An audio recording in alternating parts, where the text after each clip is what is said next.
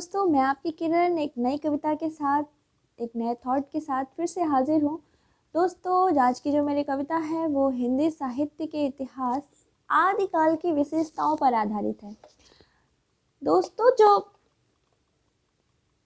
GIC की तैयारी कर रहे हैं, टीजीटी पीएचडी की तैयारी कर रहे हैं, उनके लिए ये कविता बहुत ही महत्वपूर्ण है। तो आप आज की कविता को बहुत ही ध्यान से सुने और लास्ट तक सुने। आपको आदिकालीन विशेषताएं बहुत अच्छे से लर्न हो जाएंगी। तो आइए चलते हैं हम अपनी कविता की ओर। झूठी तारीफों की पुल बांधकर, झूठी तारीफों की पुल बांधकर रोटी कभी कमाते थे। वीरता के गीत सुनाकर, वीरता के गीत सुनाकर राजा को खुश कर जाते थे। जिह देश की देखी बिटिया सुंदर, जिह देश की देखी बिटिया सुंदर राजा युद्ध उसी से कर जाते थे।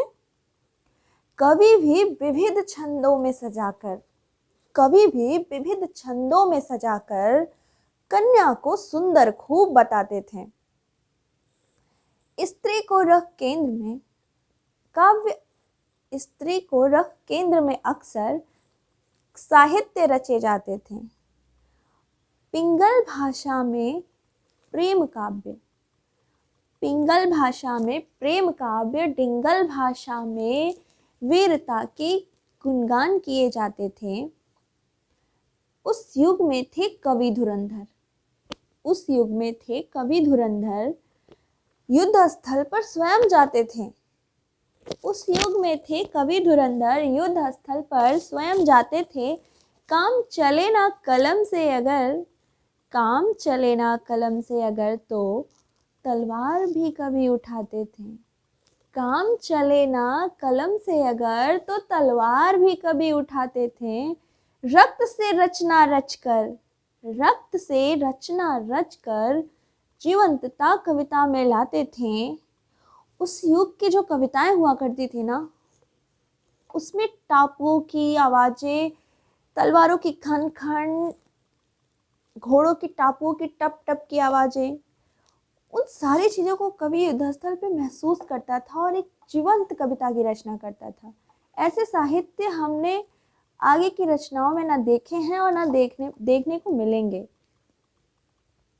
जनजीवन से सरोकार था कमतर, जनजीवन से सरोकार था कमतर, राजा गुणगान में कभी समय बिताते थे।